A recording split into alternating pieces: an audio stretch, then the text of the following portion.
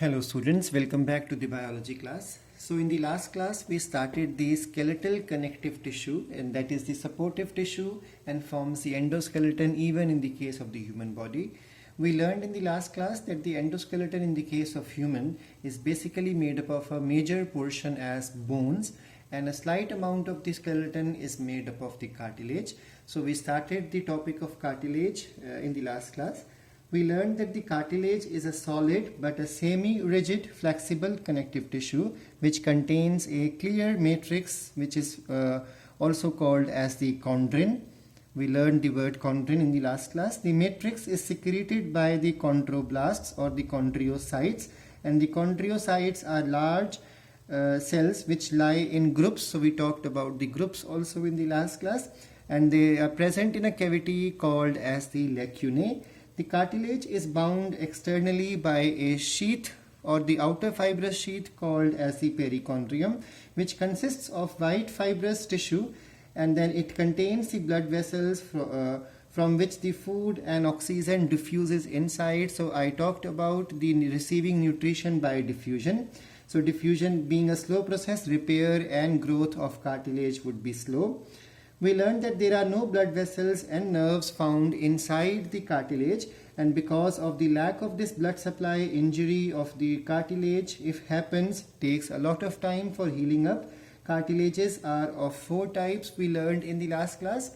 The first one we learned is the hyaline one, which is found in the embryonic skeleton of the land vertebrates and appears white or appears glossy blue or bluish white in color and is the most prevalent one.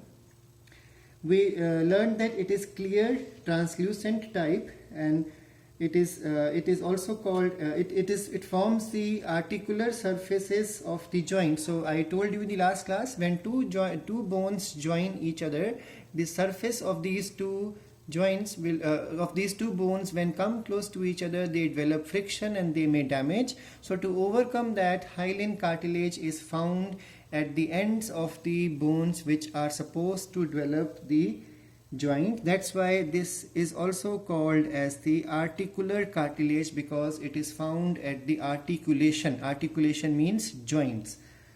It also forms a part of larynx, sternum, ring of the tracheae, bronchi, sternal parts of the ribs, as well as the nasal cartilage. We learned the second type, which is the fibrous, the white fibrous type. White fibrous has a little matrix, abundant parallel white fibers between which the rows of the chondroblasts or chondrocytes are present. It occurs in the intervertebral disc. We learned the example in the last class. Also found in the pubic symphysis. Now why found here? So that the backbone becomes slightly flexible. And why it is found here? Because this helps in the process of birth or parturition or delivery of the newborn baby. Then the next one is the fully formed baby. The next one is the yellow one, or which is also called as elastic cartilage. It is abundant with the yellow fibers, has some amount of the white fibers. It is more flexible compared to the other type of, remember this is the strongest one, this is the most flexible one. And we learned that it is found in the pinna, external auditory canal of the ear, eustachian tube, epiglottis, as well as the tip of the nose. The last one is the calcified one, which undergoes calcification from hyaline. It turns into the calcified cartilage, and because of it, it becomes hard. It becomes less elastic, it becomes more rigid, and it is found in the vertebrae of the shark or cartilaginous fish. We learned in the last class that the bones are also called as the osseous tissue.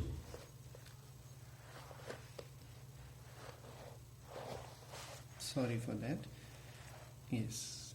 Is also called as the osseous tissue, and it is hardest tissue of the vertebrates. And we learned that it is the reservoir of calcium ion, it is reservoir of the magnesium, phosphate, and forms a major framework of the tetrapods. We started the topic of the bones with the point that there are 5 parts of the bones to understand. The first part is periosteum, which is just like perichondrium in the case of cartilage. It is the sheath, which dense, white, fibrous, irregular sheath which surrounds the bone, and it has 2 portions we understood. The outer portion does not participate in the bone growth, the inner one does participate. The outer one is basically made up of fibers which are called as Sharpie's fiber and the fibroblasts, and the inner one, an inner layer is made up of osteoblasts which participates in the bone growth as well as the bone formation.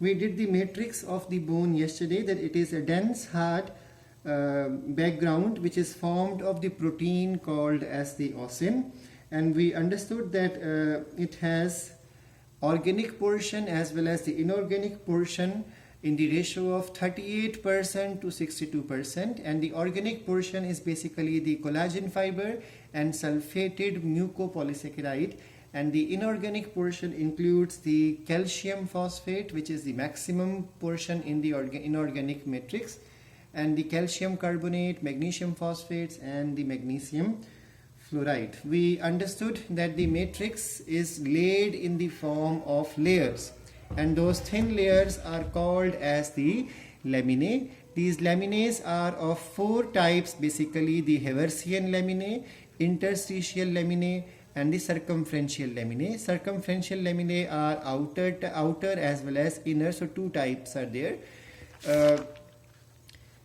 These are the laminae. I told you yesterday in the last class that the laminae which are present in concentric rings are called as the Haversian one. The one which are found in between these concentric rings are called as the interstitial one. The one found just inner to the periosteum is called as the outer circumferential, and the one which is found just outside the endosteum is called as the inner circumferential laminae. I told you one difference between the lacunae of the cartilage and bone, that the bone's lacunae carry finger-like projections which are called as canaliculi, and in the case of the cartilage such projections are absent. And the second difference we learned was there is a single cell in the case of the bone which is called as osteocyte, but in the case of the cartilage there will be one cell in the beginning called as chondroblast, which will divide to give rise to 2 to 4 cells inside each cavity, and the cells would be now called as chondrocyte. The next difference is that the cells present inside would be smooth in the case of the cartilage, but the cells here will develop projections, cytoplasmic projections, which project into these canaliculi.